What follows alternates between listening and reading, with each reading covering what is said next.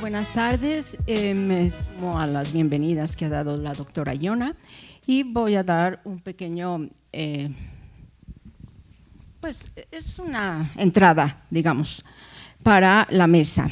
Dice acá, la pandemia transformó radicalmente nuestras formas de producir y sostener la escena. Esta mesa reúne experiencias que piensan la producción escénica desde una postura ética y política ante el presente. Atenta a la transición hacia modelos de sostenibilidad situada a la autogestión y a la construcción de redes colaborativas.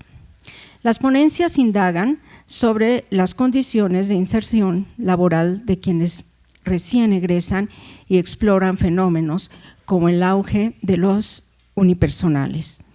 En conjunto, la mesa invita a imaginar modos de producción que fortalezcan el tejido social y amplíen las posibilidades de hacer teatro hoy. Entonces, este es el contexto en el que se van a dar las ponencias y en primer lugar le voy a dar la palabra a Edgar Uscanga. Edgar es director, gestor y productor con 22 años de trayectoria, licenciado en literatura dramática y teatro, enfocado en la profesionalización del sector. Ha liderado proyectos en recintos como el Centro Cultural del Bosque, el CENART, Helénico y Teatro UNAM, y ha colaborado con La Gran Pompa y Vuelta de Tuerca.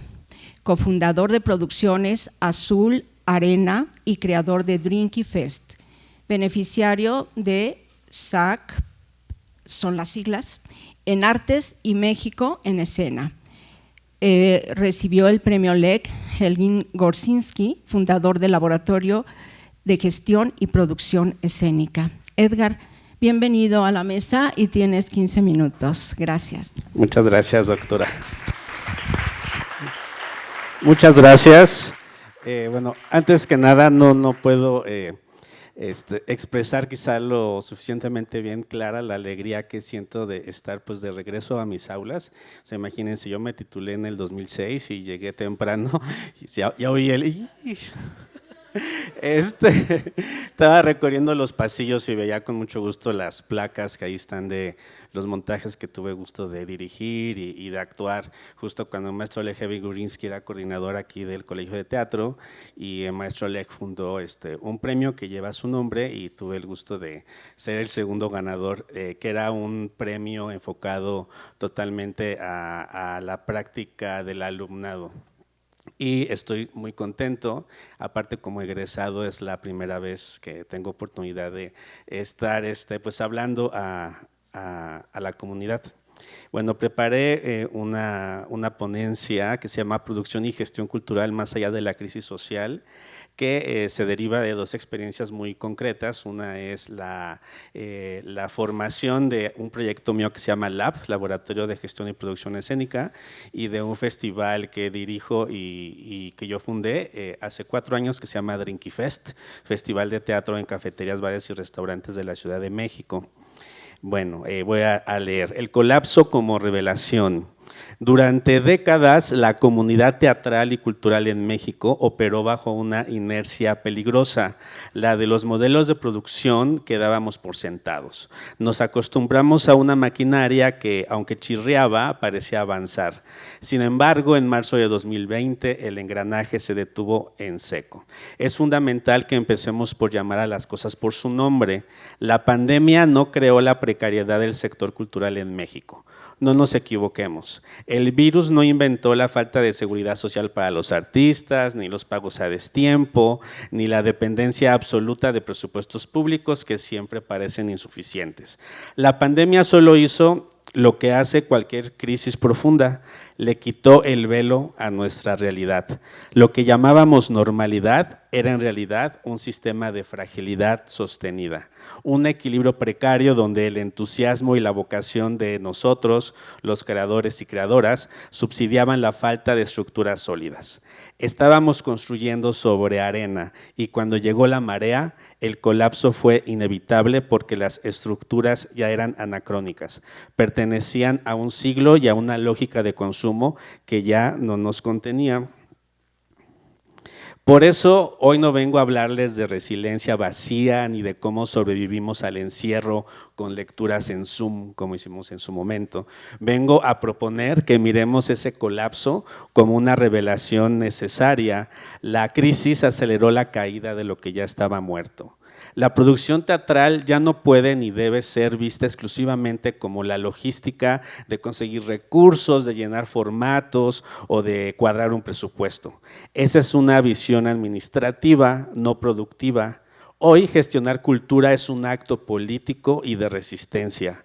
¿Por qué?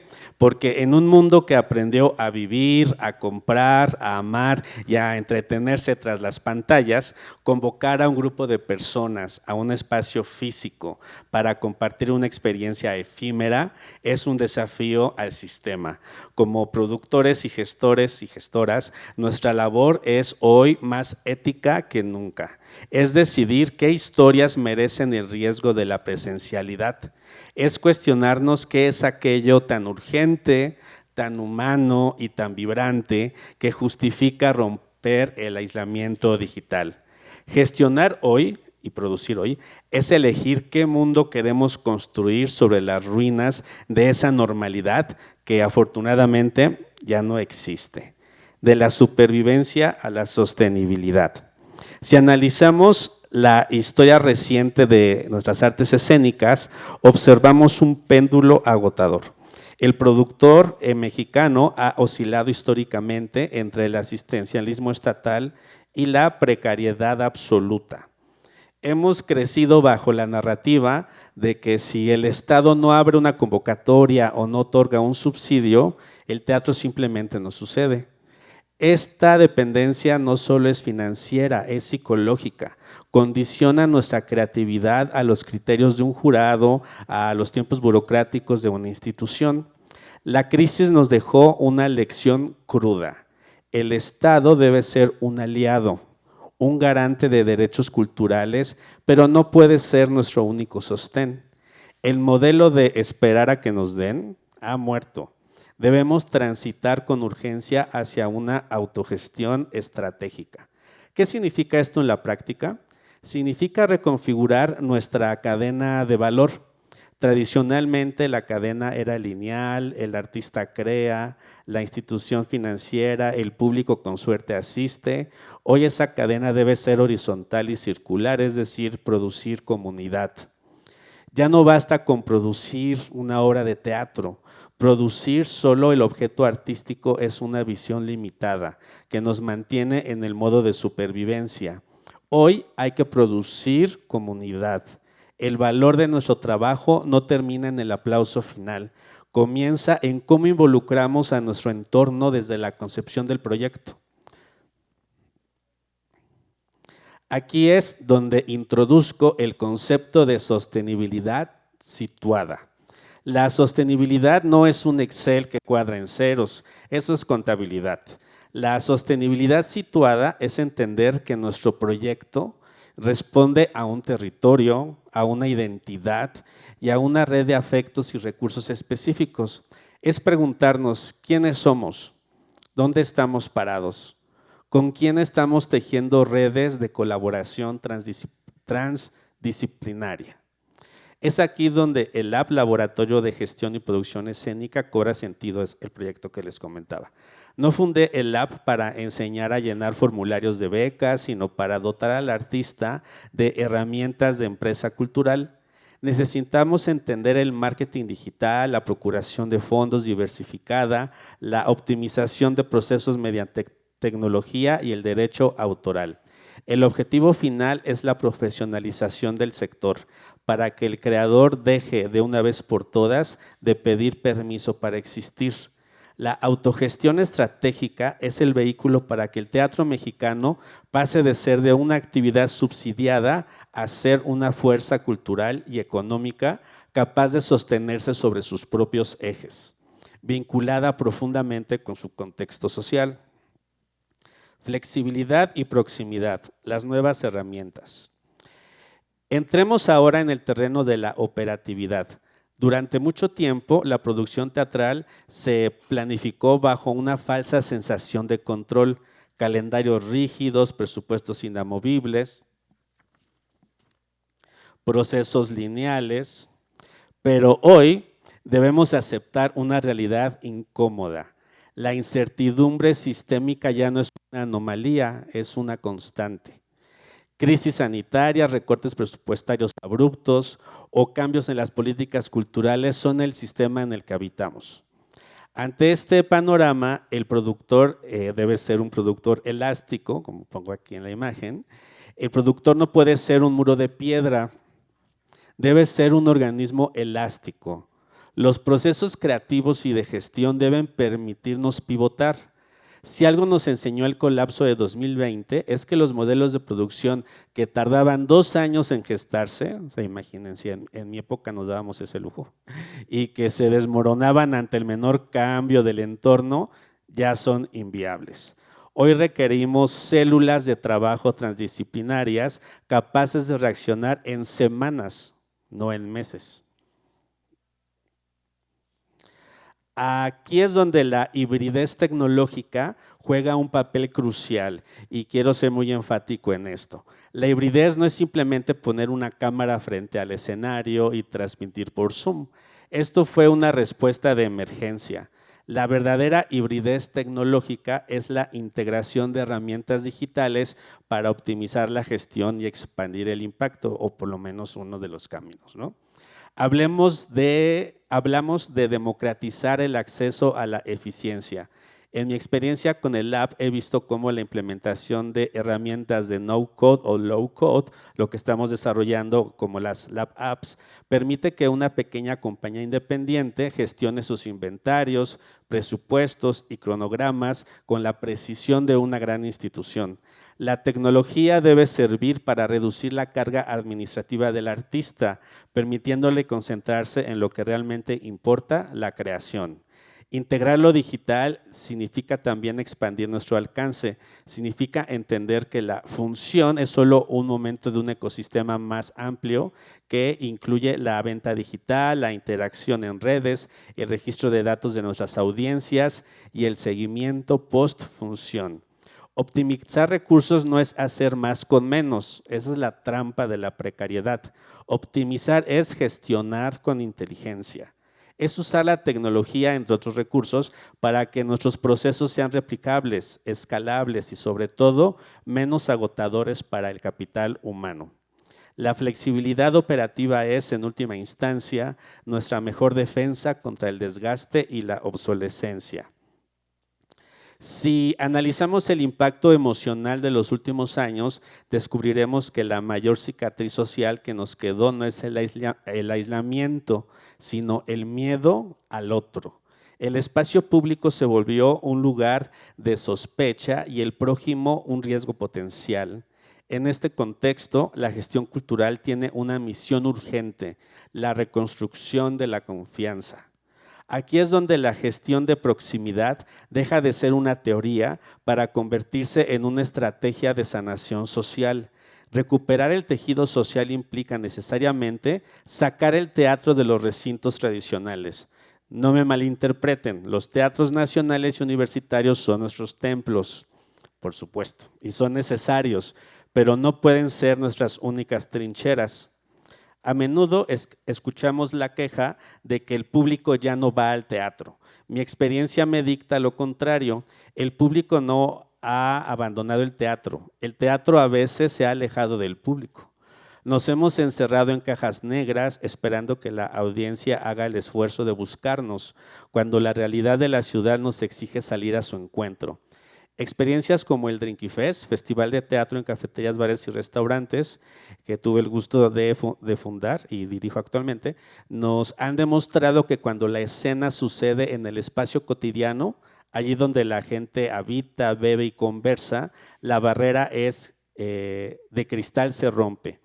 Al llevar el teatro a la mesa de una cafetería, estamos transformando un establecimiento comercial en un espacio público. Estamos convirtiendo al cliente en espectador y finalmente en comunidad.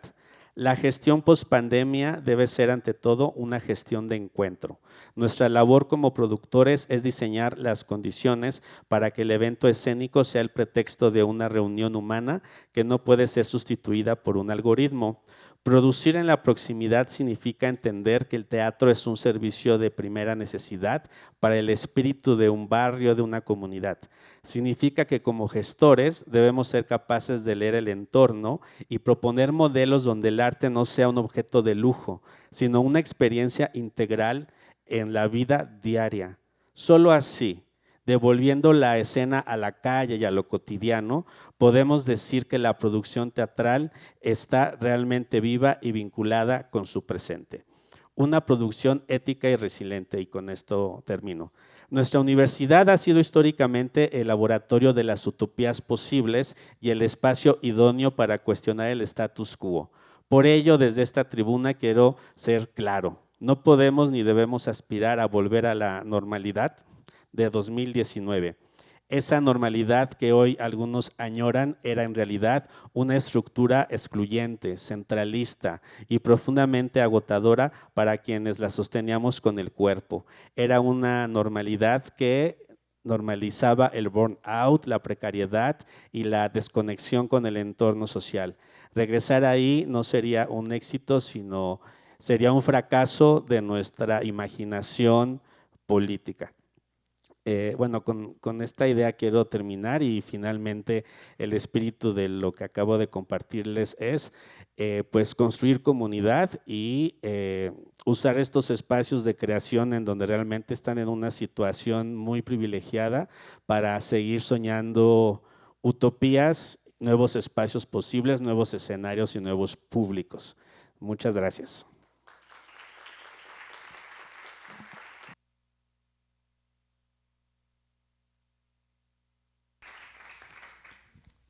Muchas gracias, Edgar. Ahora tenemos en segundo término a Sergio Adrián Tronco Hernández, comunicólogo y creador escénico, maestro en teatro y cine de la Universidad de Buenos Aires. Su trabajo se centra en la interdisciplina y la performance, beneficiario del sistema de apoyos a la creación. Ha sido reconocido por Teatro UNAM en ensayo y dramaturgia y por el Museo Ex Teresa en creación sonora.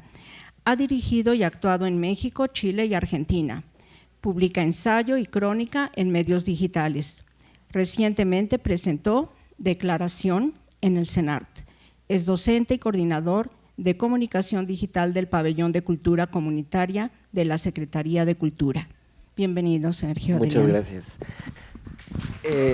Muchas gracias a quien organiza este proyecto, muchas gracias a quien está de este lado y también quienes estamos de este lado también, a dar voz. Esta ponencia es parte de mi investigación de tesis de la maestría en la UBA y se titula, en Buenos Aires, se titula La importancia de la construcción de comunidad en la formación escénica de la Ciudad de México y su incidencia en la práctica profesional. Me voy a ir tendido porque tengo un montón de cosas que decir y un montón de emoción. Como bien se sabe, el terreno para que los egresados de las escuelas de teatro puedan desarrollarse plenamente en el campo laboral es infértil.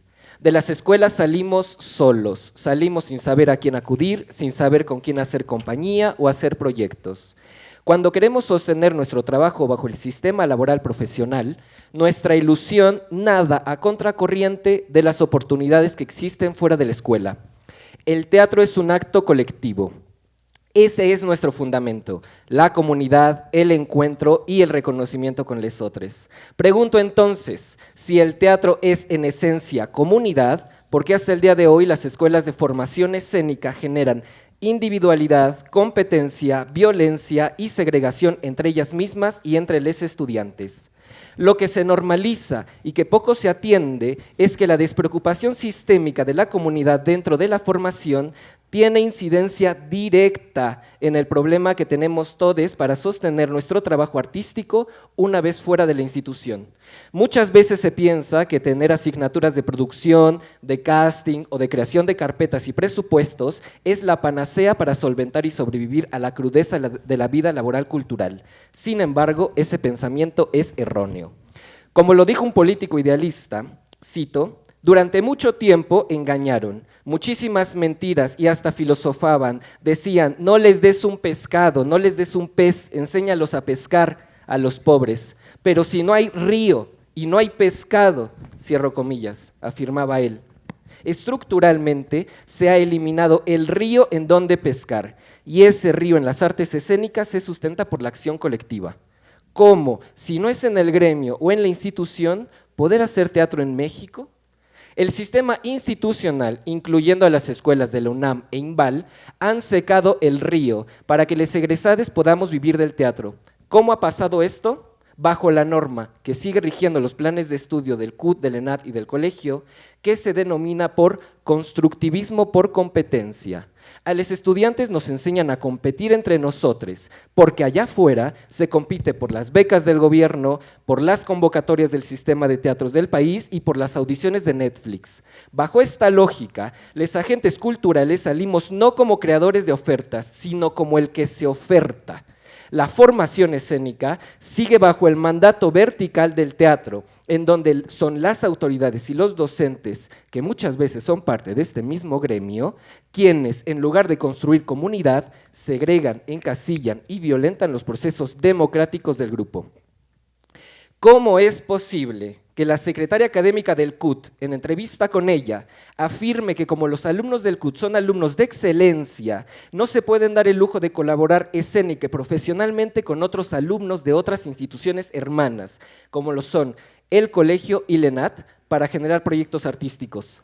¿Cómo es posible que hasta el día de hoy exista rivalidad práctica e ideológica similares a guetos entre las 3 escuelas oficiales de la Ciudad de México que son referencia nacional e internacional del teatro mexicano?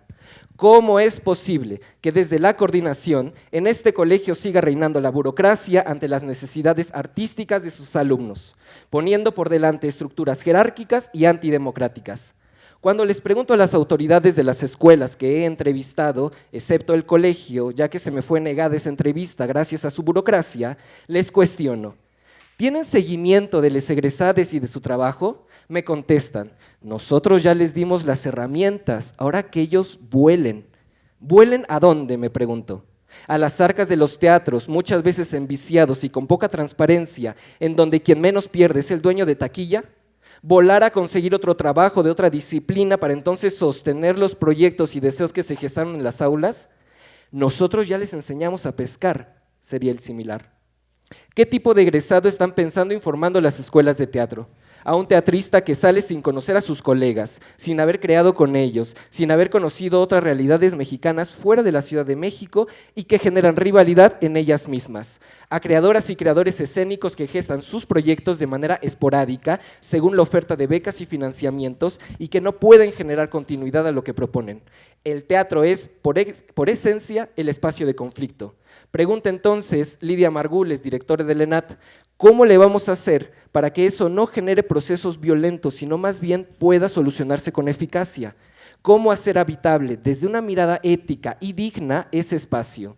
Y de ello, ¿cómo hacer viable la polifonía de voces ante un conflicto?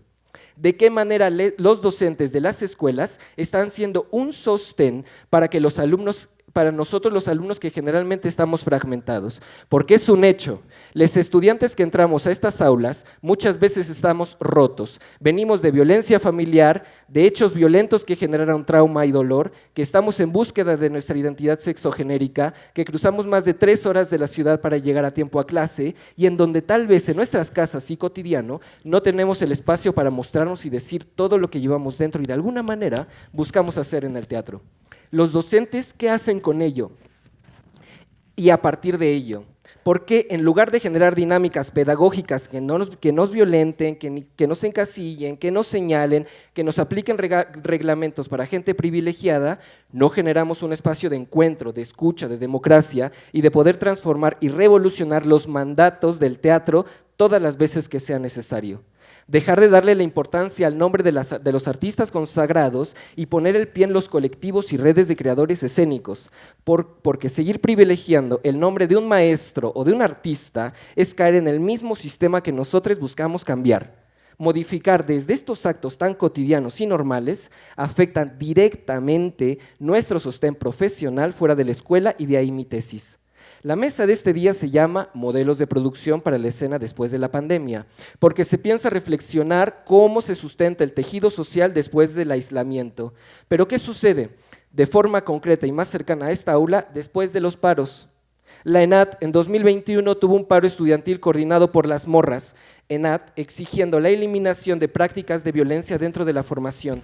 Gracias a ellas, hoy tienen a otra directora y una reestructuración de fondo en su práctica académica.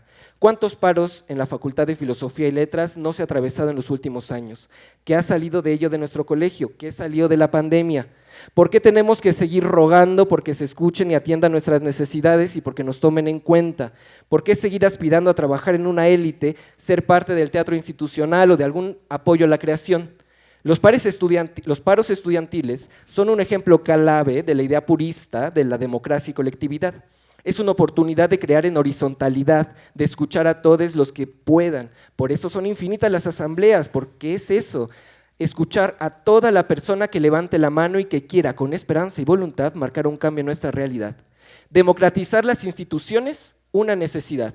¿Acaso la UNAM sigue conservando una hegemonía vertical, burocrática y me atrevería a decirlo hasta neoliberal? Al formar al cuerpo estudiantil, ¿se está preparando hacia un egreso que permita alcanzar mayores latitudes de necesidades y espacios del país? ¿O se alinea bajo los parámetros y necesidades del gremio? En este momento nos estamos dando el tiempo de pensar y reflexionar cómo poder transformar nuestros modelos de producción después de la pandemia y de los paros. Una posibilidad, la comunidad.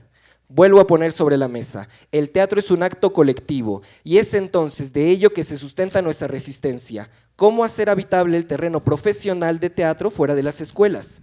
¿Cómo hacer que los artistas puedan sostenerse económicamente a partir del teatro, generando vínculos, alianzas, coordinaciones, redes y trabajo en conjunto?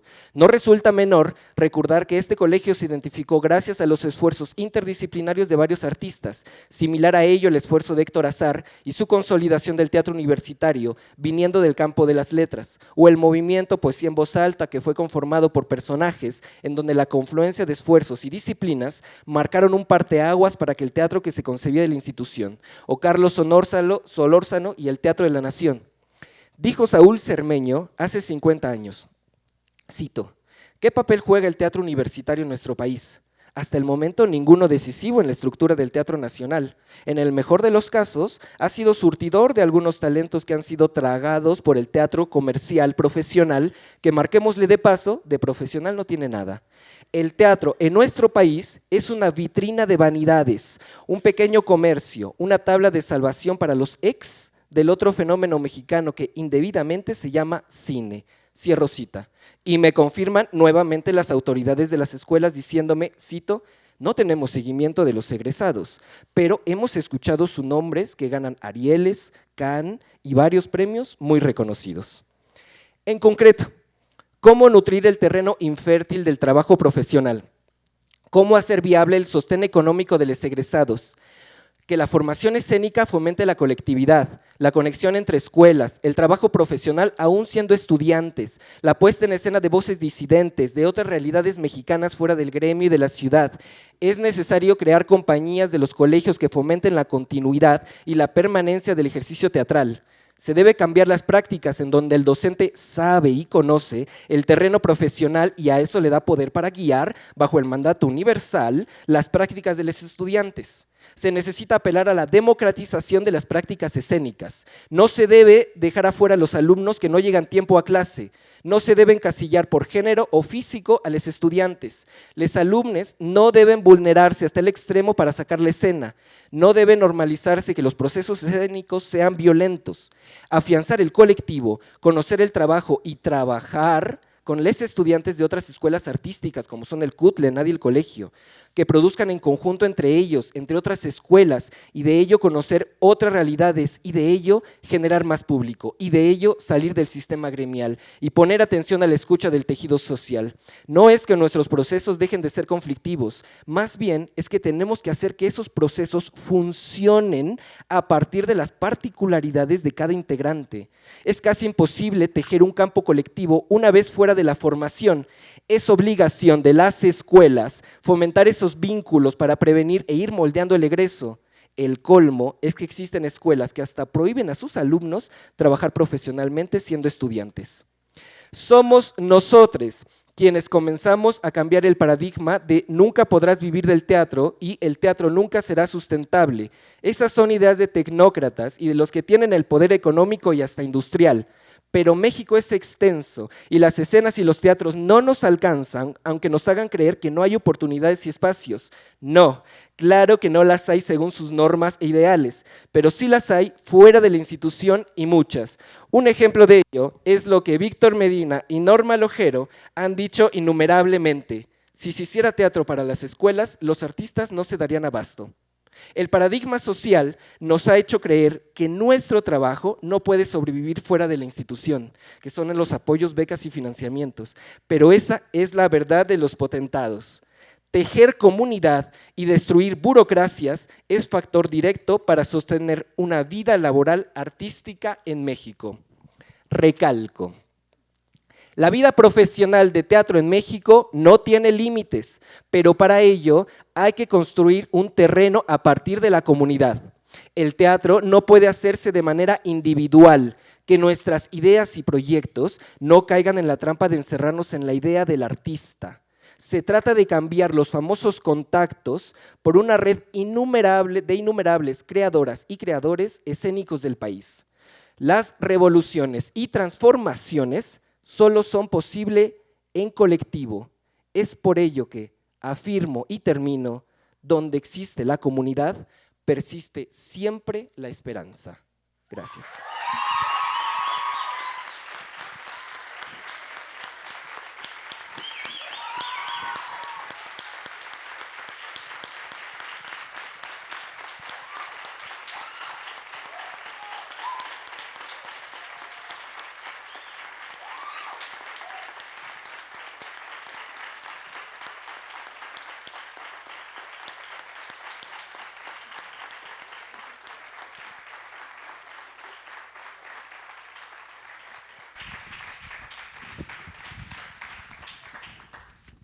Muchas gracias, Sergio Adrián Tronco Hernández, por tu participación y gracias al público por su recepción.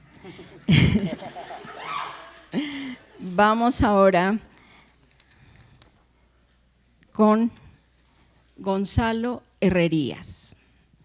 De él voy a decir que es un creador escénico y licenciado también en Literatura Dramática y Teatro por la UNAM. Ha colaborado con Campo de Ruinas, la Liga Teatro Elástico y Vaca 35.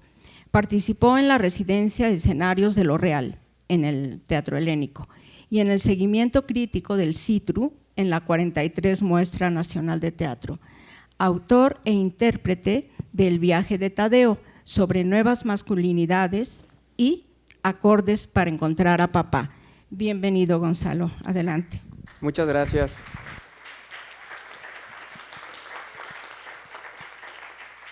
Muchas gracias. Estoy muy emocionado y honrado también de estar aquí, de volver, creo que después de 10 años, a una de las que han sido mis casas, en donde me formé.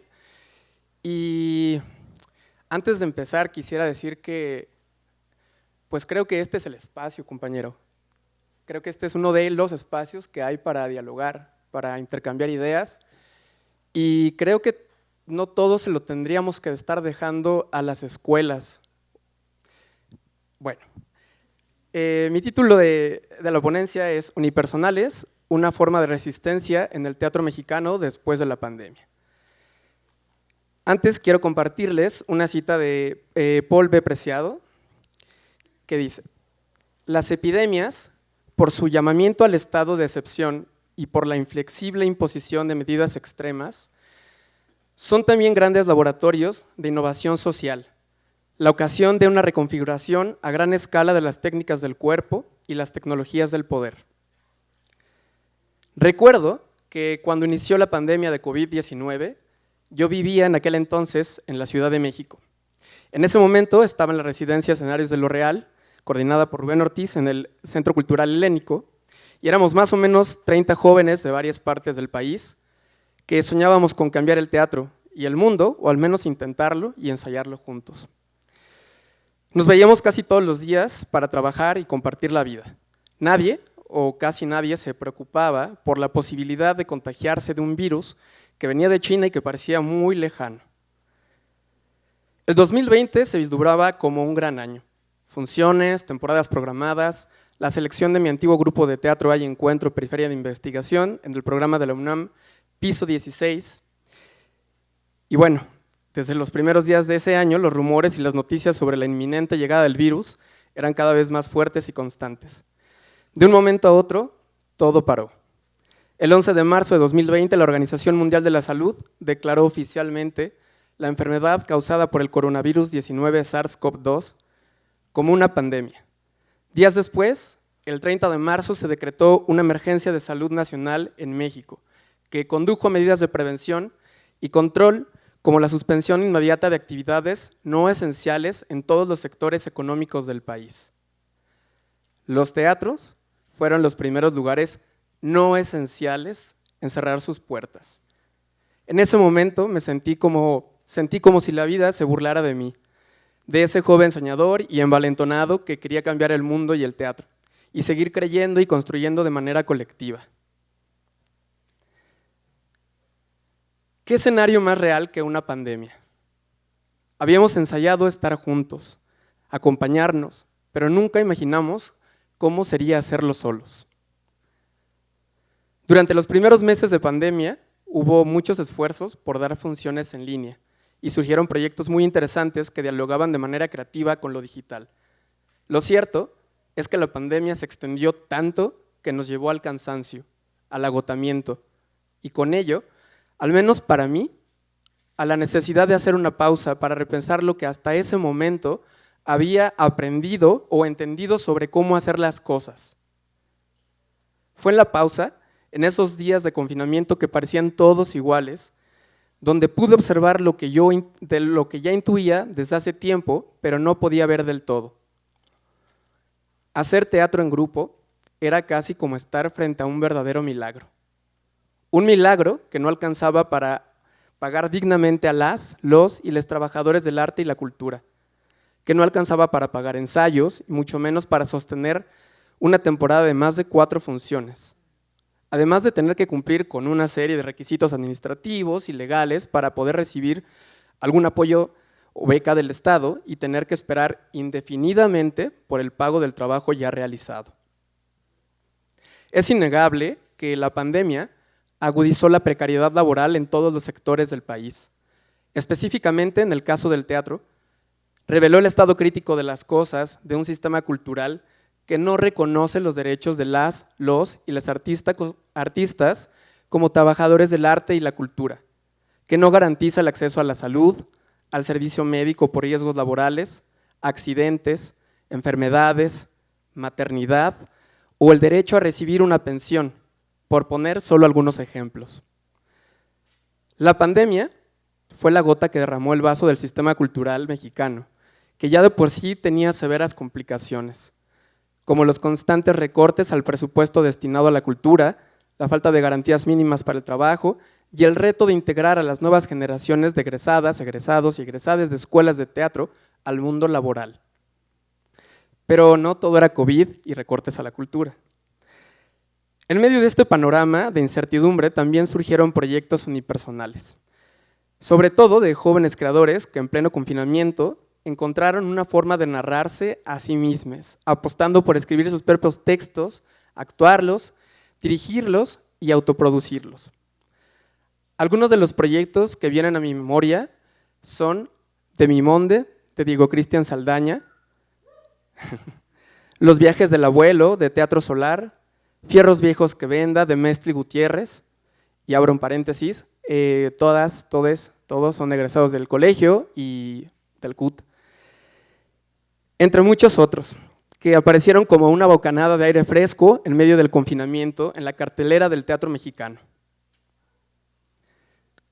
Lo que tenían en común estos proyectos concebidos durante y después de la pandemia era que se habían autoproducido o habían recibido algún tipo de apoyo del Estado y estaban pensados para presentarse en espacios no convencionales, como el caso de Demimonde, en alguna habitación con una cama y un piano, en un formato íntimo limitado a 6 espectadores, o Los viajes del abuelo y Fierros viejos que venda, que se presentaban en espacios abiertos o públicos, incluyendo el cuidado y los protocolos sanitarios en sus espectáculos.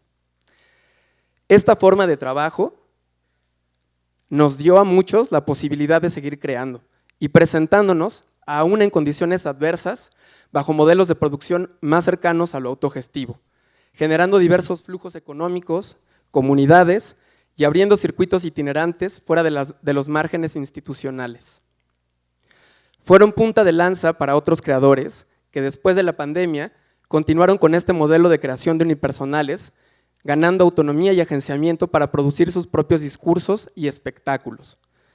Aunque es cierto que los unipersonales no son un fenómeno nuevo y su origen se remonta a tiempos ancestrales de narración, donde una persona compartía mitos o historias para explicar su mundo, a la luz de nuestro presente se han convertido en una forma de resistencia, porque han reconfigurado los modos de producción y reproducción del quehacer escénico, haciéndolos más sustentables y redituables económicamente.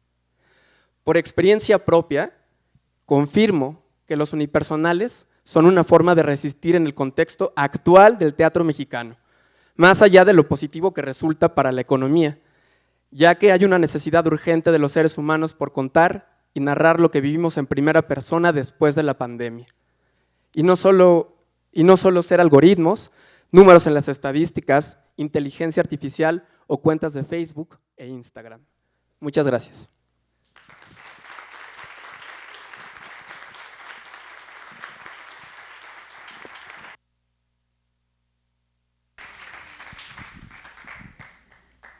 Muchas gracias, Gonzalo, por tu participación. Y ahora, para cerrar la mesa, tenemos a Brenda Kreiserman, de nacionalidad argentina. Es actriz, directora y gestora cultural, licenciada en actuación por la UNA y maestra, ¿verdad?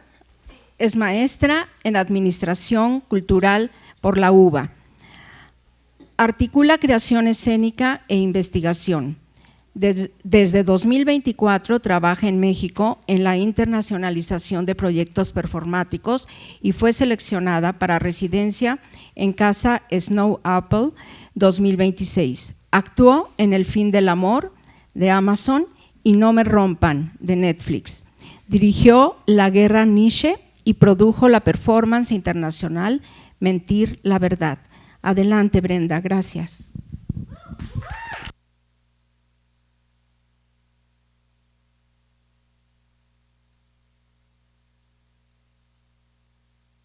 Muchas gracias. Antes que nada, es un honor para mí estar acá en la UNAM.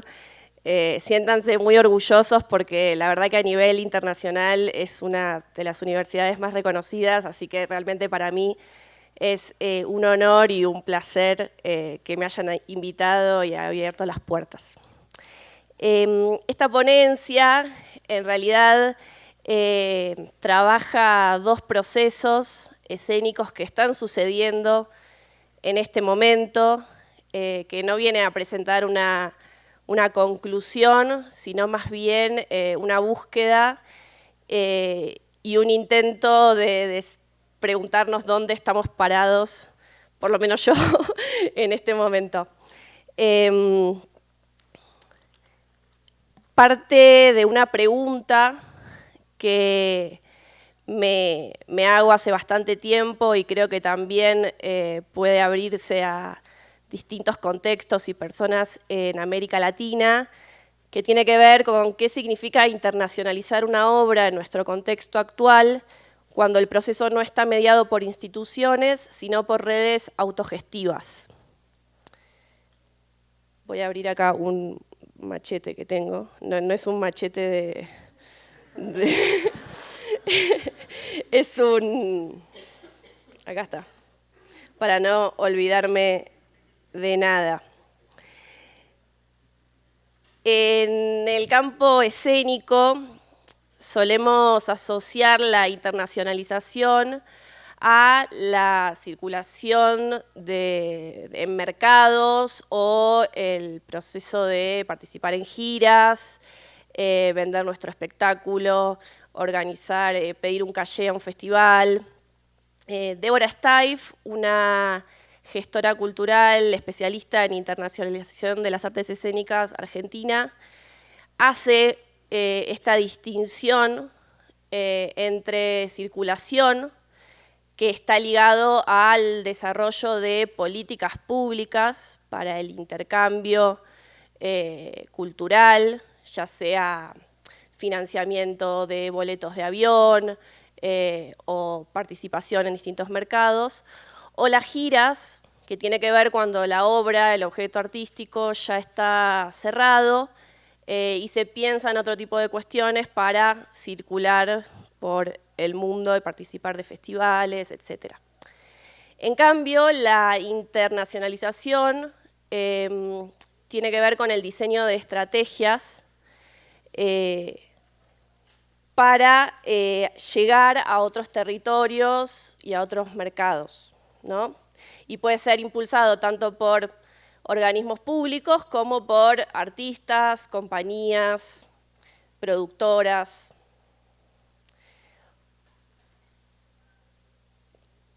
Hoy vengo a compartir dos experiencias concretas que realicé acá en Ciudad de México, que nacieron en Argentina.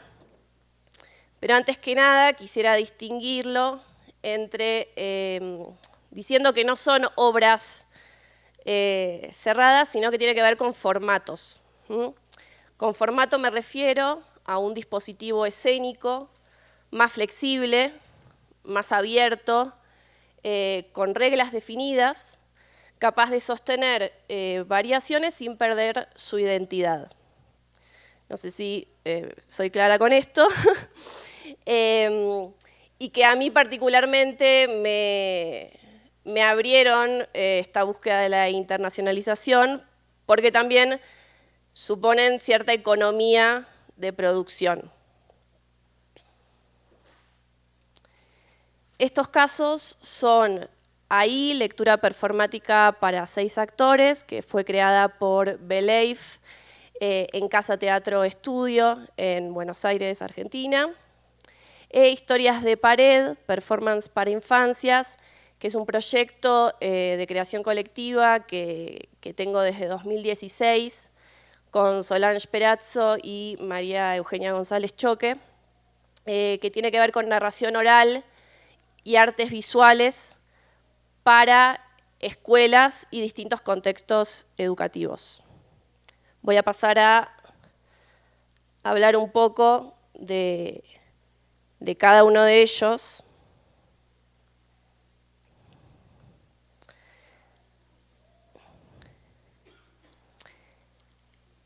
Ahí fue concebida desde el inicio como un formato, un dispositivo, un juego.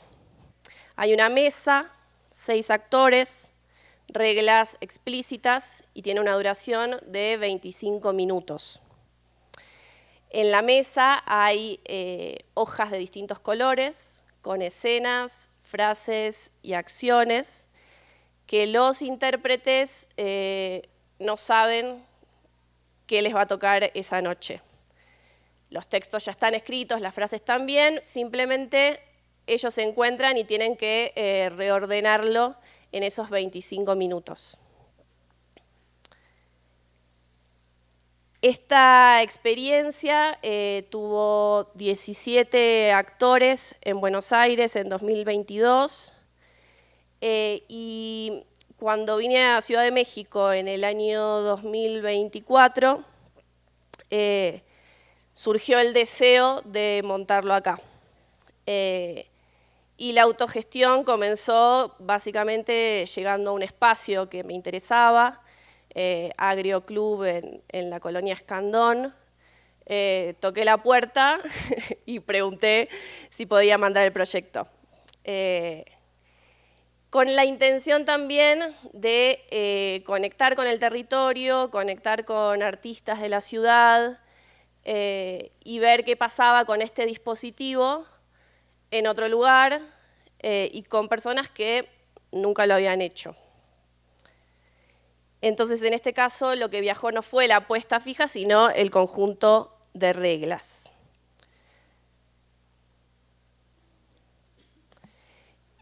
El formato funcionó esa vez, lo pudimos replicar en distintos espacios.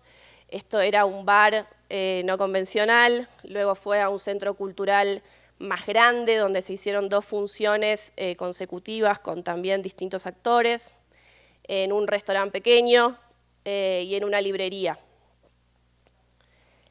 El proceso fue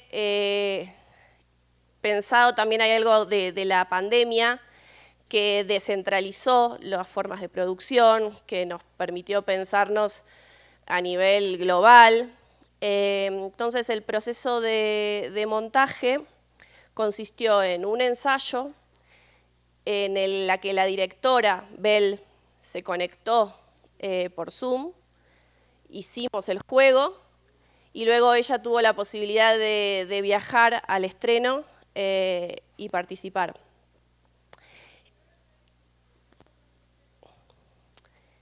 Traigo estas frases porque el proyecto ahí sirvió como una semilla de una red. Luego de la experiencia en México, el formato se propagó, causó interés por cuestiones vinculares de algún amigo que vio y le interesó, y de esa forma se propagó y actualmente se está haciendo en Perú y en Madrid. Ya se está pensando desde un formato comercial al ser consciente justamente de las capacidades del dispositivo. Entonces, esto la verdad es que fue una experiencia muy interesante y que me trajo también a realizar historias de pared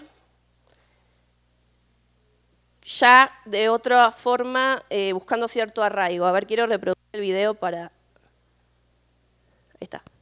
Para que vayan entendiendo.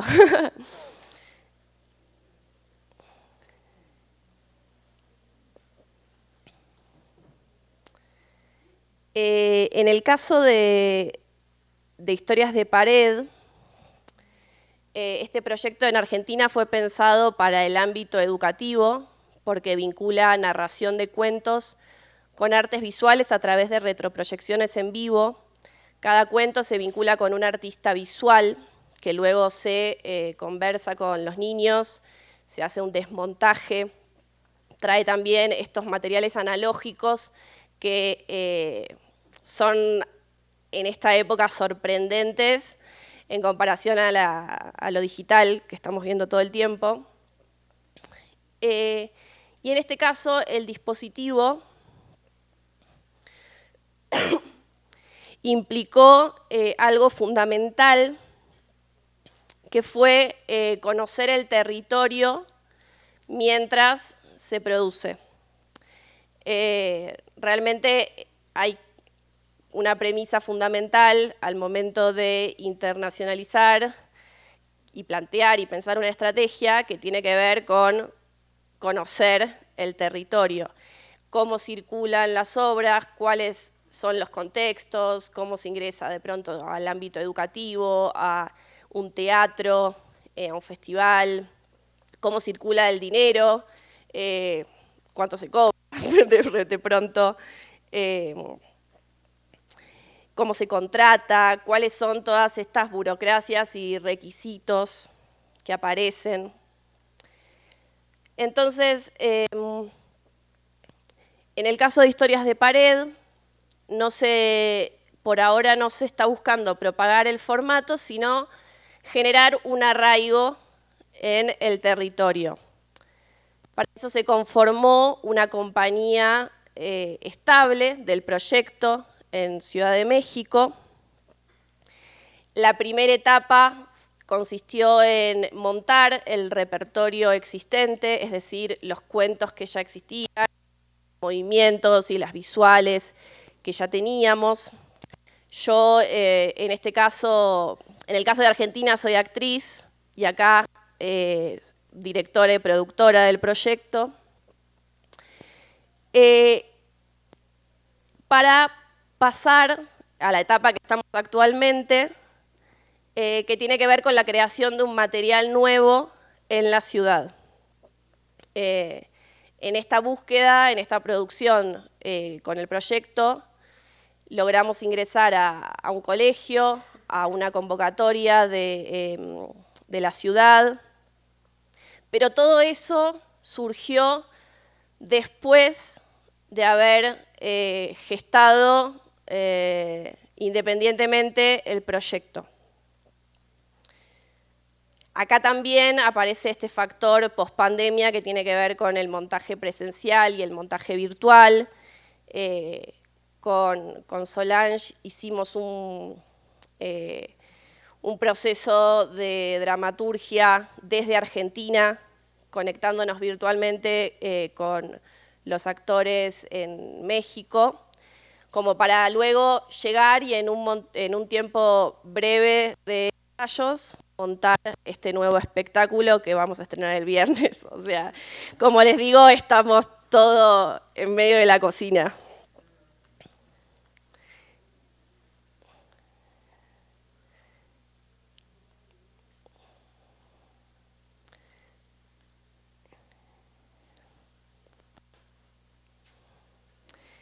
Entonces, como les decía antes, si en el primer caso podemos hablar de la propagación de un formato, en el segundo hablamos de arraigo progresivo. Y para eso, lo que logro extraer de la experiencia es que no fue una expansión inmediata, sino que tiene que ver con la construcción de vínculos, con sostener procesos, para luego acceder a los apoyos institucionales que de a poco van surgiendo.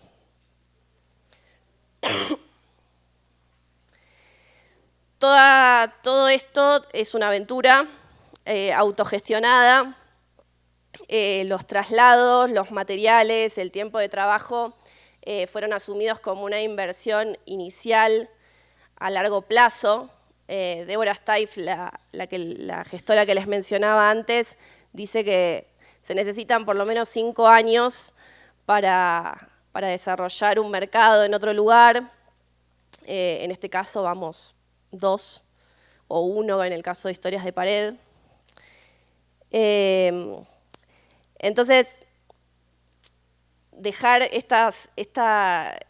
para mí misma incluso estos conceptos de la autogestión, de lo que significa internacionalizar de forma autogestiva, que tiene que ver con sostener procesos, con construir vínculos, con invertir a largo plazo, y descubrir que es una reconfiguración y una descentralización no solo de la producción del objeto artístico, sino de las formas de producir.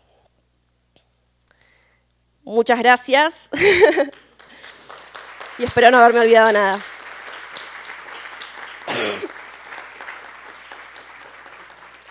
Perdón, y voy a decir una cosita más. Nada. Que básicamente lo que también vienen diciendo los compañeros, que tiene que ver con construir una comunidad y una red, que es lo que sostiene todo esto. Gracias. Muchas gracias, Brenda. Gracias Brenda, gracias Edgar, gracias Sergio Adrián, gracias Gonzalo Herrerías por la participación y ahora esperamos que ustedes tengan muchas inquietudes y puedan expresarlas en preguntas o comentarios a la mesa, por favor.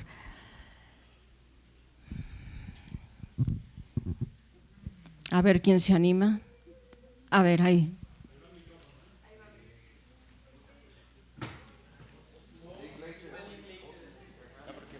Gracias. Bueno, mi nombre es Antonio y primero quiero reconocer la importancia de lo que se comentó. Muchas gracias por decirlo, por hablarlo, porque creo que hablaste por muchos de nosotros y de nosotras y de nosotres. Y de segundo, tengo una pregunta para Edgar Uscanga, porque se plantea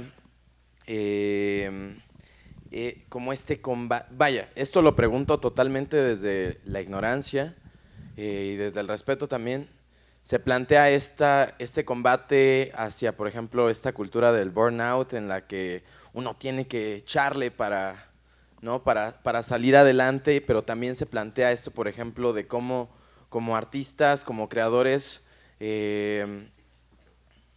tenemos que integrar el marketing digital. Entonces yo me pregunto cómo integramos eso cuando vivimos también en una cultura del sobreestímulo, en la que también crear contenido para redes sociales pues puede significar un burnout, y en qué momento, o sea, significa también una distracción del quehacer artístico, vaya, o sea, se deja de profundizar en el discurso artístico y en la poética de uno como artista para decir, ok, entonces, chances si meto medio segundo menos de TikTok, la gente sí se queda a ver mi obra. Entonces, porque eso también desgasta a la gente, desgastas y dices, pasé 5 horas viendo si esto iba a pegar en las redes y lo vieron 14 personas. Entonces, esa es mi pregunta. Gracias. Gracias. Quizá ahora nos preguntamos cómo le hacemos para servirnos de todas estas herramientas digitales para que la gente vaya a ver nuestra obra, que es lo que nos interesa principalmente, y estamos en un constante entender cómo funcionan las herramientas. Yo mismo como productor profesional siempre me lo estoy preguntando, pero cuando tenía su edad también era cómo le hacemos para volantear en toda la colonia para que vayan, es decir, la pregunta de cómo hacemos para que ocurra el suceso siempre va a estar. Ahora, no hay obligación de nada, como luego les digo en las clases.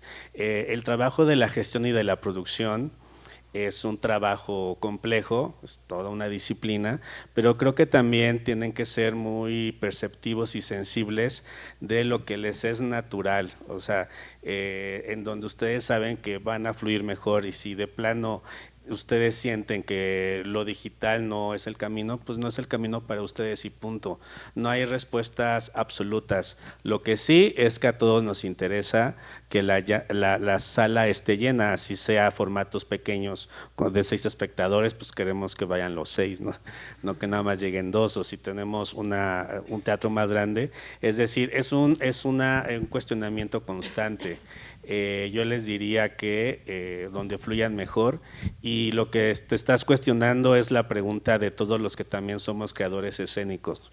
¿Cómo le hacemos para lograr este equilibrio entre la vida profesional, la creación artística, esto que quiero decir, y entrarle al trabajo de la autogestión? O sea, es decir, cuando ustedes salgan, o muy probablemente actualmente lo están haciendo con sus grupos, están desarrollando proyectos y están buscando su público, están buscando sus espacios, y va a haber cuestionamientos de cómo hacemos para que esto sea viable. Yo les sugiero que no tarden mucho en destruir la idea, me permito decir, que no tenemos que establecer comunicación, lazos o hablar con instancias o personas que incluso no queremos hablar con ellas. Ajá. Porque la gestión cultural y la producción escénica profesional se plantea sobre todo crear alianzas. Ajá. En ese sentido entendemos que hay que acercarnos al ámbito institucional, al ámbito privado, a otros colectivos artísticos y por supuesto el público. Entonces, como para cerrar, si no te late lo digital, no le entres, pero creo que te va a ocupar cómo lo hacemos para que vaya la gente y ahí la creatividad, pues llevarla a 1000, ¿no? Muchas gracias a la pregunta de Antonio y gracias por la respuesta, Edgar. ¿Quién más? A ver, por favor. Hola, buenas tardes, ya me parece. Mi nombre es Aranza y bueno, principalmente quisiera también agradecerle su tiempo por haberse presentado y traer estas nuevas visiones e ideas que al parecer todavía no tenemos arraigadas como comunidad, como ustedes mencionan, de descentralizarnos de las instituciones y todas estas limitantes que se nos ponen día a día, ¿no? Para empezar a crear, saliendo de la carrera, porque es una inquietud que me presiona diariamente, ¿no? Y más que nada es mi pregunta general para todas, ustedes, todos, y es cómo reformular la autogestión de los recursos limitados, cómo puede ser nosotros con tiempo y dinero, y también cómo empezar a revalorizar la figura de la producción y cómo vendernos entre nosotros mismos, porque cuando hablamos de autogestión nos encontramos como con directores o actores que incluso ellos mismos empiezan a autogestionar, ¿no? Y el papel de la producción pasa a segundo plano o no resulta tan importante dentro de incluso del mismo contexto del colegio, que llegamos a tener como estas dificultades al momento de producir, de donde, es que eres producción, échale ganas y llena tu formulario, haz tu Excel y a lo mejor ahí ya te vemos después. Cómo realmente presentarnos, cómo revalorizar nuestra figura para que también podamos generar estas comunidades y redes de trabajo y no solo se nos quede como ahí, aparte. Adelante, por favor. Pues a mí me gustaría responderte porque me identifico con tus curiosidades y con tus inquietudes. Cuando yo fui estudiante de la facultad me pasaba un poco eso. Y a la distancia, una de las cosas que puedo confesar es que yo fui uno de ellos, ¿no? Así de, no, esa es producción, no, ese es de escenografía. Y cuando, sí, la verdad, porque yo creía que pues enfocándome y especializándome en el área en la que yo estaba, que era en ese momento actuación, iba a poder destacar, ¿no? O iba a poder desarrollarme más, etcétera, etcétera. Y no, o sea, creo que una de las virtudes que tiene el colegio es esa, es la posibilidad de estar ensayando todo el tiempo las diferentes áreas que conforman el teatro o el quehacer escénico. Y la otra respuesta que quería dialogar es, tal vez no fui lo suficientemente claro en mi ponencia, pero lo que quería decir es que los unipersonales son una opción. O sea, aquí se habla mucho de colectividad y se está hablando de eso y creo que está perfecto, es por ahí, porque los unipersonales también implican colectividad, porque se tienen que crear redes, porque se tiene que hacer toda la otra chamba, pero creo que te pueden empoderar, te pueden posicionar. O sea, esta idea que tenemos de que le tenemos que decir a un director o a un productor o a alguien más que nos haga las cosas, pues ya creo que es muy caduca, ¿no? Y los unipersonales te dan esa posibilidad de empezar a ensayar, de empezar a intentar escribir lo que quieran, lo que les esté atravesando y ponerlo en escena y jugarlo. Al menos esa fue mi experiencia saliendo de la carrera.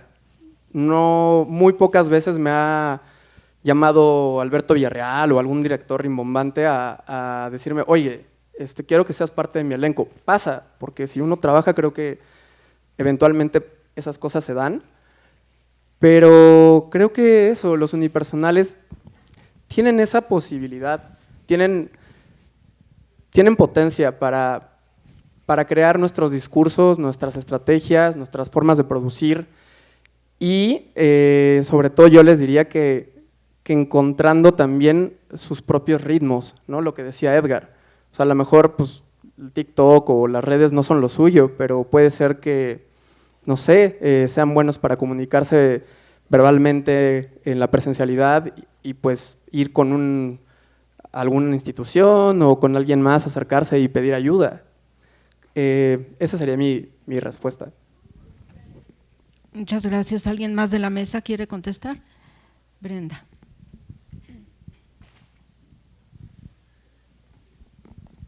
Ahí va. Bueno, yo en realidad más que nada compartir la experiencia porque vengo de un contexto en el que hacer teatro es siempre con condiciones materiales muy precarias. Entonces ahí es donde aprendemos, nos arremangamos y no tenemos de pronto en las compañías independientes roles tan definidos, como que no nos podemos dar el lujo de hacer una sola cosa.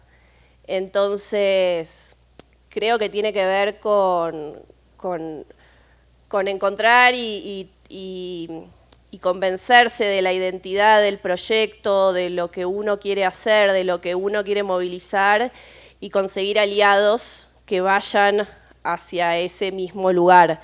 Yo creo que hay trabajando se pueden encontrar con un montón de personas distintas que sí, de pronto está quien quiere trabajar en una estructura más jerárquica o con roles más definidos, como veía en el cartel hace un rato, y otras veces, con el afán de hacer y el impulso, uno se puede autoorganizar con un equipo y salir adelante y poder hacer más allá de todas las cuestiones que limitan, como no esperar a que alguien te llame para un casting o para que te seleccionen una convocatoria para poder empezar a pensar esa obra. No sé, yo porque vengo de un contexto en el que tenemos que hacer de todo, entonces básicamente es eso, mi posición.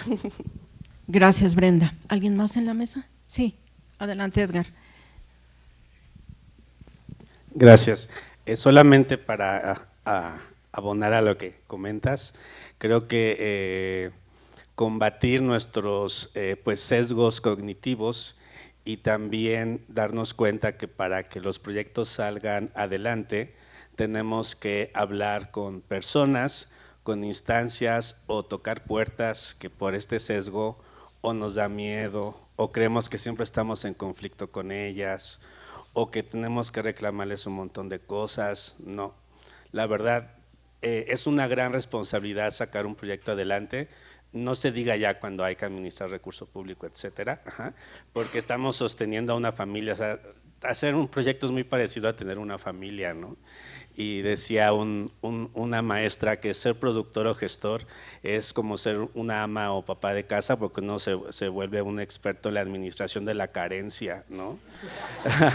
Pero carencia no significa hacerlo con 10 pesos. O sea, pero es decir, porque si tienes una beca de 100,000 pesos, ese es tu presupuesto, o sea, ese es lo que se tiene que rendir.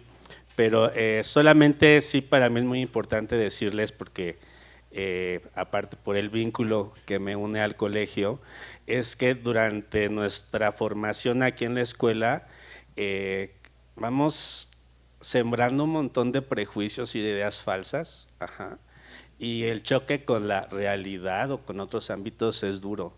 Y cuando uno se da cuenta que darle voz y hacer realidad un proyecto es muy importante, porque si no lo hace, nadie lo va a hacer. Solamente ustedes saben por qué quieren montar estas obras y hacer los unipersonales lo que gusten, ¿no? Pero les hago un llamado a combatir los sesgos cognitivos. Tenemos que hablar con un montón de personas que seguramente piensan muy distinto a nosotros para poder sacar un proyecto adelante. Hacer una obra es como organizar unos 15 años. Hay que conseguir a los padrinos y si resulta que el tío es el que puede pagar el vestido, pero estoy peleadísimo con el compadre, voy y hablo con él y establezco un lazo para que se realicen los 15 años. Gracias, Edgar. Sergio. Nada más, gracias, Aranza. Nada más quería comentar algo muy breve, que es un poco, lo que yo estoy promoviendo desde esta silla, es un poco cambiar el paradigma, o sea, un poco, y pongo, a los estudiantes nos enseñan a competir entre nosotros, porque no sé cuánto. Bajo esa lógica, los agentes culturales salimos no como creadores de ofertas, sino como el que se oferta. Y tú estás preguntando, ¿cómo me vendo? Entonces, es un poco eso, es un poco cambiar la lógica hacia dónde queremos insertarnos, ¿no? Porque evidentemente el venderse es para la gente que sabemos que está en el gremio, que sabemos que maneja las convocatorias, que de alguna manera sabemos las fallas, que no estoy en contra, que quede claro, ¿no? Que no estoy en contra de las becas y financiamientos, pero que es un sistema ideológico, es un paradigma ideológico de cómo me oferto. Es una cercanía con la comunidad, es una cercanía con la gente. No hay que vender nada, pues, hay que mostrar nuestro trabajo. Se dice, la gente no va al teatro porque no le interesa, porque no está educada, porque prefiere quedarse viendo una serie de Netflix. Alguien se pone a recitar un poema en la calle y la gente se queda mirando. Hay una necesidad de una cercanía. Y entonces es preguntarse hacia dónde quiero enfocar mi trabajo. ¿Quiero venderme a publicar a la convocatoria de teatros de la Ciudad de México? Porque de nuevo, es un paradigma que nos dicen que ese es el terreno fértil de las artes escénicas. Ese es el terreno, porque afuera, Dios te bendiga, tienes que autogestionarte, tienes que trabajar en McDonald's para hay de ti, cuidado, ¿ah? Pero es mostrar el otro cambio y decir como, ok, ¿qué busco? ¿No? La profesora ha dicho siempre, hagan teatro, por ejemplo, un ejemplo, hacer teatro en las escuelas, no se darían abasto para el teatro. Ahí está el terreno, pues, está el terreno. Y de alguna manera es otro modelo de cambiar, donde yo no necesito decirle, por favor, cómprame, y si no quedé, ¿quiénes son los jurados? No dicen quiénes son los jurados. Es cambiar un sistema de estructura ideológico y se puede. El problema es que nos han dicho que no se puede. Ese es el problema. Muchas gracias.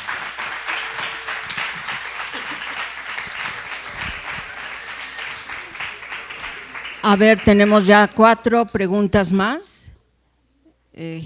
Jimena, el compañero… Bruno, y allá arriba, por favor. Bruno primero entonces y luego Jimena. Ay, Dios mío.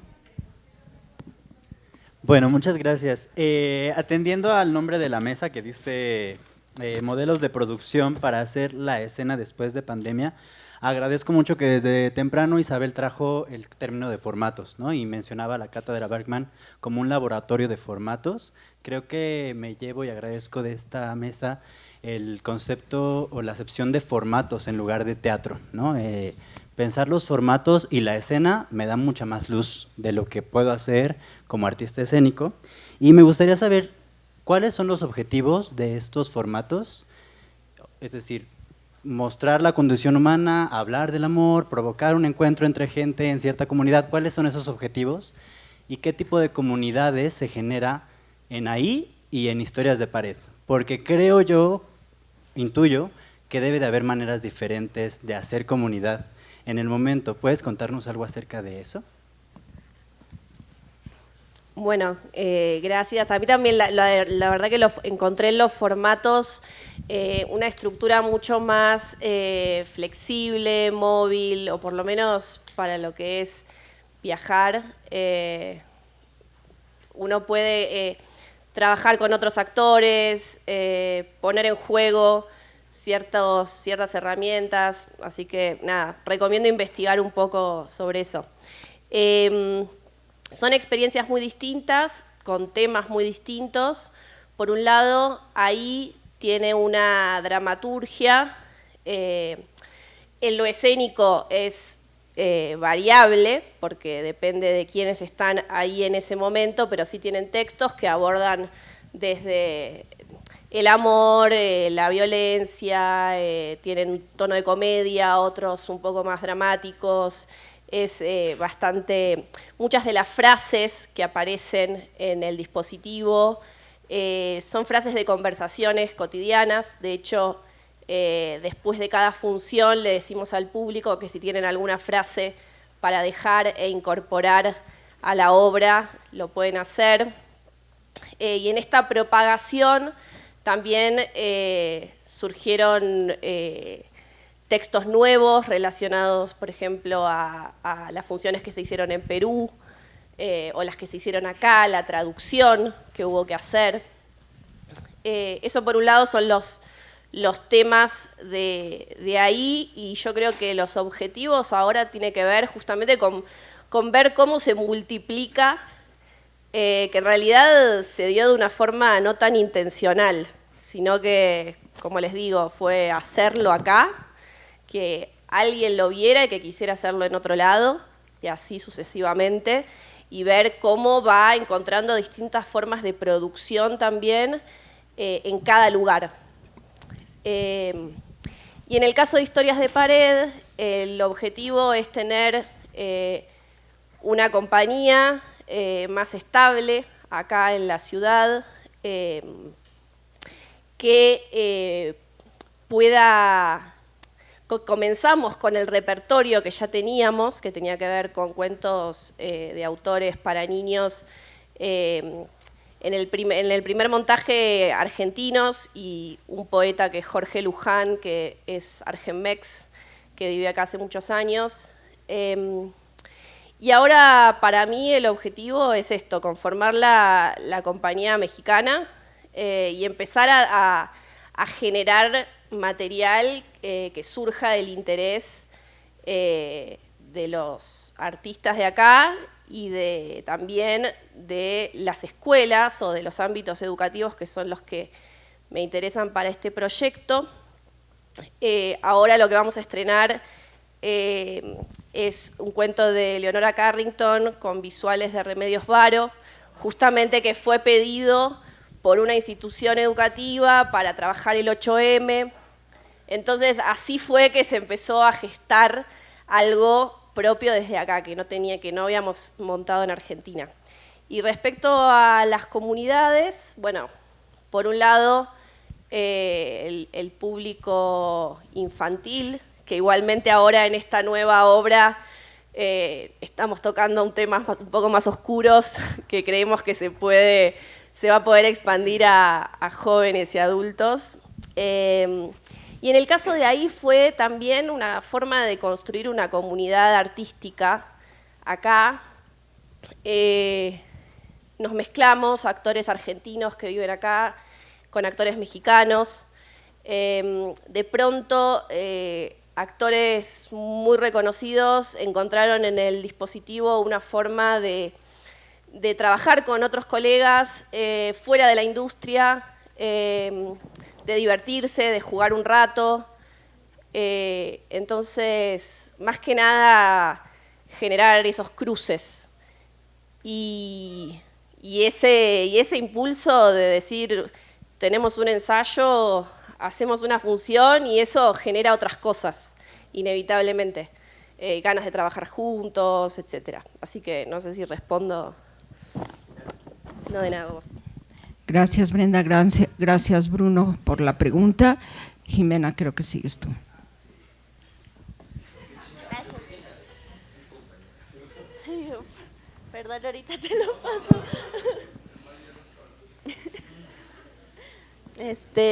Bueno, primero, gracias a todos por su tiempo. La pregunta que tengo va más hacia el lado de justo de la comunidad. Y por situación específica del colegio, que aquí están los TICAS y laboratorios que se hacen cada año, y que yo siento que que suelen ser espacios muy disruptivos y muy de fragmentación en la comunidad.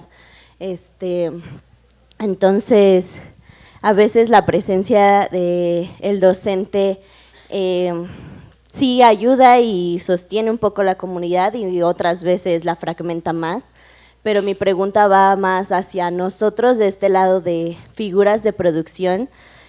¿Cómo hacemos para fomentar esa comunidad? O sea, para despertar o tener esa pasión en todos y que el barco no se hunda, porque creo que es complicado y personalmente siento que no tengo las herramientas para manejar un grupo así, grande, ni para generar en todos vamos a crear comunidad juntos, o sea, me siento a la deriva. Gracias por la pregunta. Igual quisiera contestar brevemente. Yo creo que se tiene que crear un espacio habitable.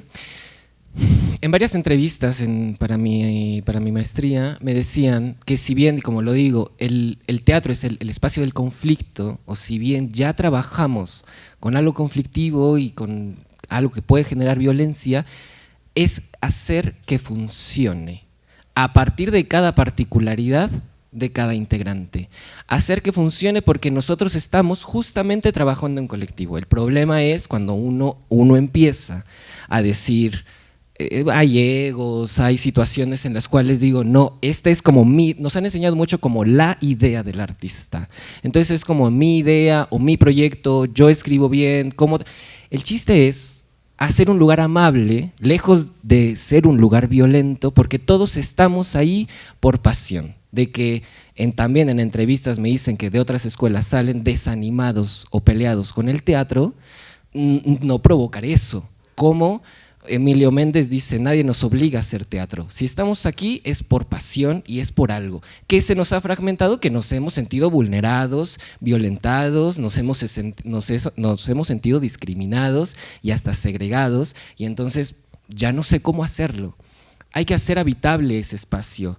No hay que generar violencia y hay que escucharnos y llegar a acuerdos y llegar y trabajar de que no estamos trabajando por individualidades, estamos trabajando en un colectivo y cada uno de nosotros, aunque aquí somos 5 y cada quien tiene su particularidad, estamos en función de un solo proyecto y hacer que ese trabajo que sea digno y sea un trato humano.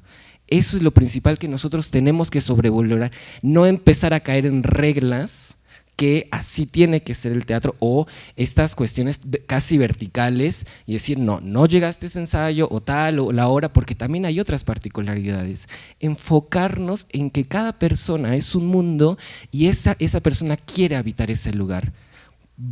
Todos estamos en la misma.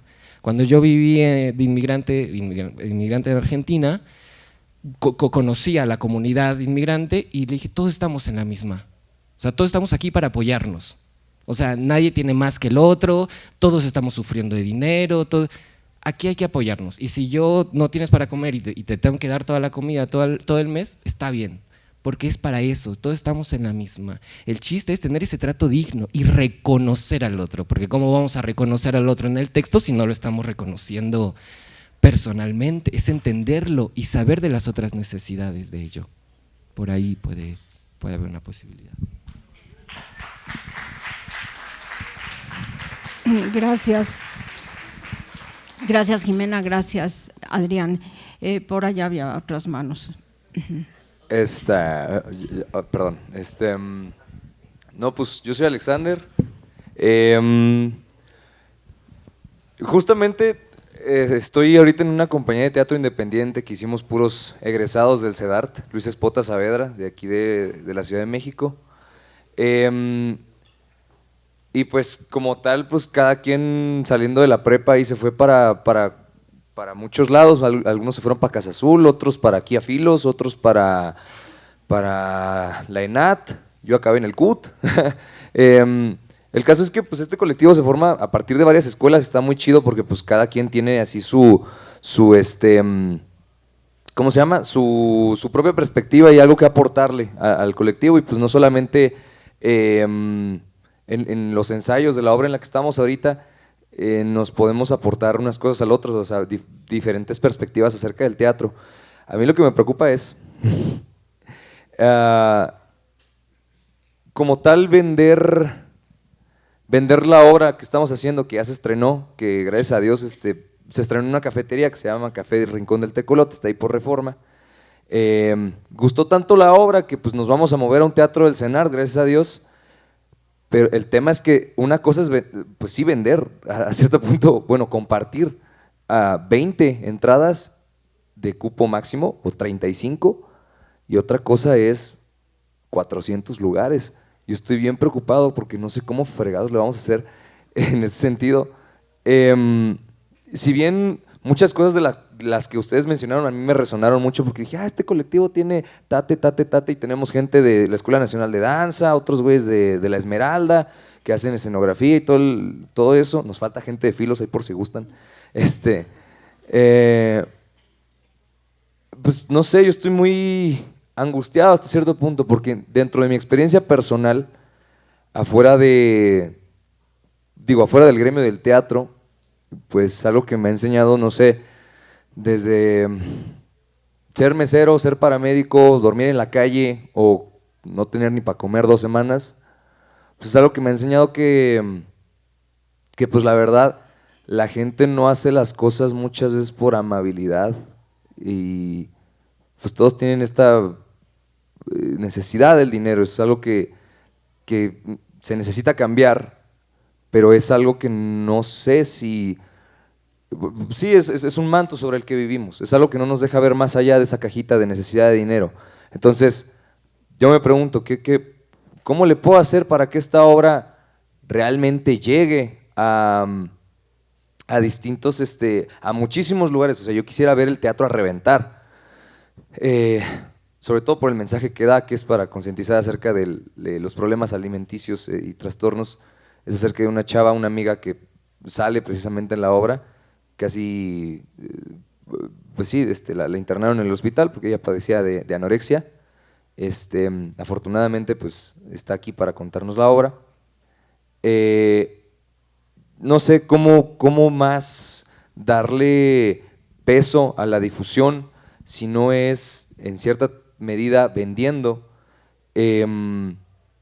porque lo que hicimos para que nos aceptaran en Día Mundial del Teatro de la ENAT, cuando se presentó la convocatoria, pues fue venderlo. Lo que hicimos para llenar ese pequeño café, pues la verdad es que fue venderlo, fue hacer pues varios TikToks ahí medio que no tenían nada que ver con la obra, y a mí me sacaba mucho de onda eso, así de ¿por qué mi difusión tiene que ser absurda con respecto a la obra? ¿Por qué se tiene que salir del discurso que yo realmente quiero dar? Entonces, realmente ahorita se me está complicando mucho porque en cuestiones de marketing y todo eso, porque tenemos también un güey de la EBC ahí embarrado, pues sí, nos estamos tronando los dedos para llenar los 400 lugares. ¿Cómo le hacemos? Edgar, por favor, gracias. Gracias por compartir tu inquietud. Bueno, a lo que tú te enfrentas, nos enfrentamos siempre que pues vamos a tener una temporada o una función. ¿Cómo le hacemos para acercarnos a este público, hacer estrategias de difusión, etcétera? Por lo que comentas, esta función está en el marco de una institución, ¿no? En CENART. Entonces, bueno, para empezar ahí puedes empezar a proponer y crear alianzas para que la misma institución pueda sostener en parte, digamos, el tema de pues, la publicidad, difusión, etcétera, ¿no? Pero bueno, yo sé que tu inquietud va más allá de ello.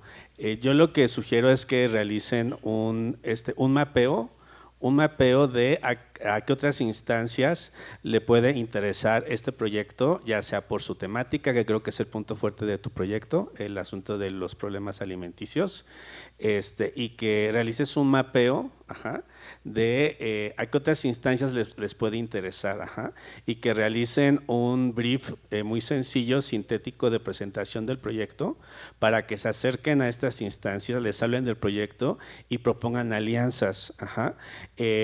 comento rapidísimo una experiencia a ver si sirve de inspiración y que justo fue no de pandemia, pero del temblor de 2017. Pues los teatros también cerraron. Nosotros teníamos una temporada para audiencia infantil que el espectáculo se llamó Sputnik, acerca de Laika, esta perrita que viajó al espacio, la primer cosmonauta, pero bueno, estaban cerrados los teatros, se abrieron de nuevo y pues, ¿cómo le hacemos para que vaya la gente? Entonces teníamos 6 funciones en la teatrería y lo que hicimos fue, vamos a buscar por función un padrino que sea una institución aliada, y pues arrastrar albergues caninos, asociaciones de adopción. Se unieron muy fácil a la causa. Entonces, por función teníamos una institución y al hacer la alianza ellos nos apoyaban con la difusión en sus propias redes, en sus propios colaboradores, y hacíamos estrategias cruzadas. Entonces, por ejemplo, si traías 1 kilo de croquetas, un 2x1, cosas así, ¿no? Y la teatrería aceptó que algunas de estas asociaciones trajeran a sus adoptables. O sea, imagínense, nuestra obra hablaba acerca de justo la experimentación animal, ¿no? A partir de la historia de Laika. Entonces, al final la gente salía muy sensible a ese tema y entonces las asociaciones subían, hablaban de su causa y dejaba, en este caso la teatrería, subir a los adoptables. Entonces, ahora sí que los adoptaban súper rápido, ¿no? Entonces, esto es un ejemplo que me atrevo a compartirte para que no se aíslen y más bien abran la puerta, y creo que tienen un mensaje principal de su obra que va a encontrar quien quiera aliarse con ustedes, y si necesitan apoyo, pues me pongo a sus órdenes también. Gracias, Edgar.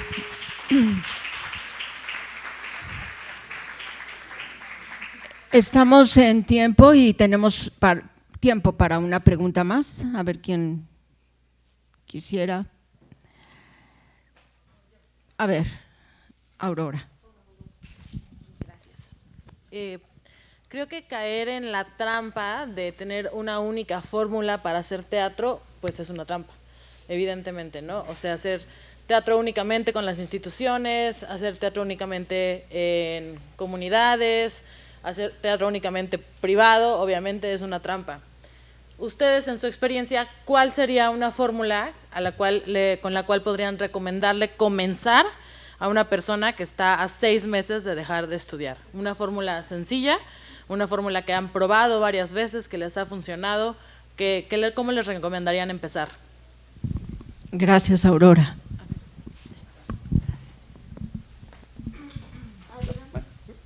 Rápidamente, y espacios no teatrales, espacios no convencionales, unipersonales es una muy buena opción, equipos de trabajo pequeños, porque los espacios no teatrales, no convencionales están muy abiertos a propuestas nuevas. Vayan a espacios donde no se hace teatro, ahí los pueden escuchar y pueden presentar. Yo mismo tengo un festival de eso que hago en cafeterías y bares.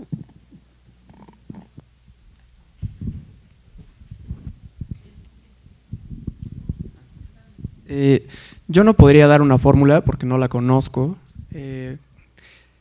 Yo les diría que lo probaran, que ensayaran, que hicieran algún proyecto, alguna compañía con quienes sean más afines en ese momento de sus vidas, y que pues fueran a intentar a abrir puertas, a tocar puertas, a moverla, porque creo que no hay, es que la verdad, Aurora, yo no podría dar una sola fórmula, creo que sería una trampa si les diera una fórmula. No sé, intentarlo muchas veces, probarlo, equivocarse, creer, dejar de creer, volver a intentarlo, es que no sé, o sea, no, a mí me ha pasado eso y creo que sí es o sea, el cliché de los clichés del teatrero, que es una carrera de resistencia, pues sí es, pues si tienes algo que decir, ve, busca formas, escribe, produce, no sé, eso es lo que yo diría, o sea, no dejar de creer en eso. Mi fórmula sería, no dejen de creer en ustedes mismos.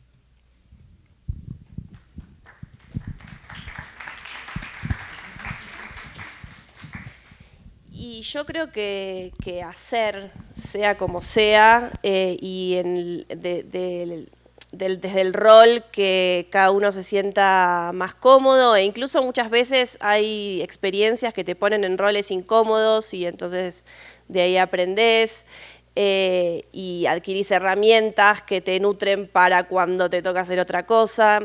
No sé, en mi caso, como yo soy actriz, pero fui asistente de dirección, entonces de pronto, y productora, y entonces hay algo ahí muy móvil que uno se va nutriendo de todos lados, o muchas veces hay, de pronto financiás tu obra trabajando en una publicidad, no hay para mí una fórmula exacta, sino más bien móvil, que tiene que ver también, y recomiendo mucho probar con espacios no convencionales, en donde tal vez no están tan solicitados esos márgenes, asociarse con amigos, con colegas, con gente que tenga ganas de hacer cosas. Creo que es el motor principal y después lo otro se va dando solo. Agregar una cosa, tal vez alejarse un poco de la escuela ayude. A veces siento que puede ser contraproducente. Creo que conocer a otras personas, por ejemplo, de otras escuelas o de otras disciplinas, puede ayudar a generar pues, proyectos que tengan algo que decir, algo importante. Existen diferentes fórmulas. El día de hoy yo les quiero decir, recalcar, ¿no? ¿Qué es lo que haría? Juntar, ir, conocer a otras personas de otros colegios, no solamente estas escuelas, o sea, de la Ciudad de México, está privadas también, están otras escuelas, y ver hacia dónde va nuestro proyecto. A veces nuestro proyecto queda en una convocatoria y bueno, podemos afianzarlo hasta esa convocatoria, o no, la verdad es que se genera el proyecto y decir, no, va más hacia espacios alternativos. Decir, bueno, no, mira, yo soy de Monterrey y puedo hospedar allá y conozco un poco la movida de allá, podemos ir allá. O sea, uno vincularse y romper con este paradigma y decir, también nosotros ponernos y decir, no, estoy en último semestre, tengo muchas cosas que hacer, no me dejan. Ir poco a poco, pero el chiste es afianzar alianzas, porque una vez afuera es mucho más difícil. Ahorita tienen a sus docentes, tienen a otros estudiantes, es el momento para afianzar cosas y no se tienen que hacer en el momento, no se tienen que hacer ya el siguiente mes que salen, sino se tiene que ir construyendo y ver cuál es la naturaleza del proyecto y qué buscamos con este proyecto. A partir de ello, se va a ir construyendo la sustentabilidad que tanto buscamos, porque si la buscamos esporádicamente en el estímulo que me da y que dura 2 meses, después ¿a dónde? Es que después nos quedamos, ok, aplicamos esto y después nos quedamos solos y esa compañía se dispersa y ya fue.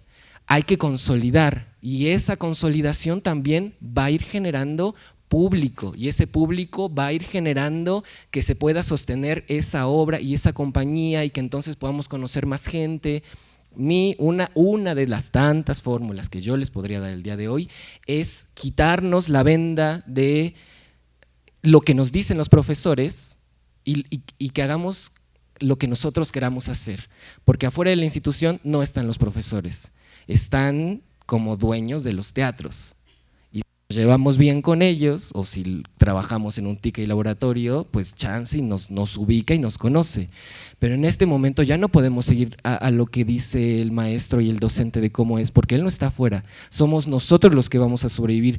Y entonces ahí se nos empieza a quitar esa pasión, entonces ahí se nos empieza a quitar y salimos porque ya se nos quitó todo. Y decimos como, bueno, pues nos dijeron que esto, pero no me está funcionando. Pues sí, muchas veces no funciona, porque justamente se está construyendo a partir del docente. Y nosotros, ¿por qué no hacernos casos a nosotros? Yo quiero montar esto y lo quiero llevar a tal.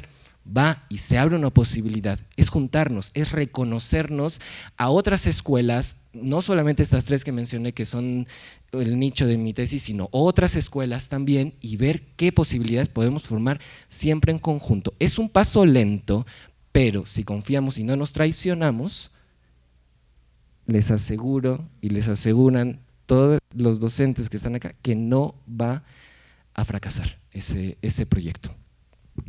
Solo quisiera sumar a lo que dice Adrián, que algo que creo que puede servir mucho es hacer proyectos de mediano y largo plazo. Creo que a veces hacen, justo en esta estructura de las convocatorias o de las becas, hacen un proyecto o hacemos un proyecto, lo presentamos, o sea, trabajamos un montón, lo presentamos y luego lo destruimos o lo dejamos ir, lo soltamos. Y creo que ese es un error. O sea, creo que hay que pues seguir, sostenerlo. O sea, por ejemplo, yo veía cosas en resultados de FONCAS donde decía, ¿qué sentido tiene que alguien se gane un apoyo y trabaje durante un año, lo estrene y luego lo deje ir? Yo sé que hay muchas cosas, ¿no? Ahí que pueden estarse filtrando en las vidas de las creadoras, de los creadores, pero siento que sí es un error soltar tan rápido los proyectos. O sea, yo sigo en ese camino de insistan en sus propias ideas, insistan en lo que creen y eso no traiciona.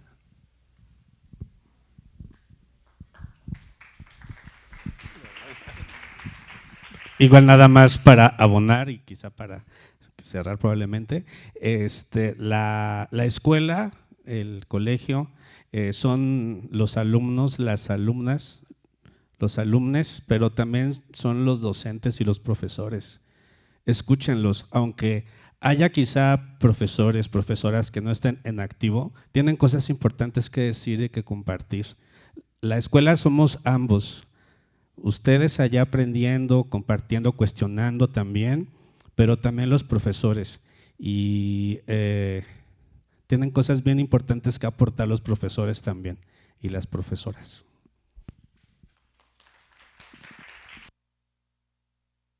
Última cosa, no, y pienso que la comunidad, cómo se crea comunidad, digo, está acá, entre ustedes, entre todos, entonces me parece que de acá también nace todo de la universidad. Eso, gracias. Bueno, pues damos por terminada la mesa, esta primera que agradecemos la participación de cada una y cada uno de ustedes, Brenda, Edgar, Gonzalo, Sergio, Adrián y a ustedes sobre todo. Muchas gracias a la coordinación y a todos quienes hicieron posible este evento. Gracias.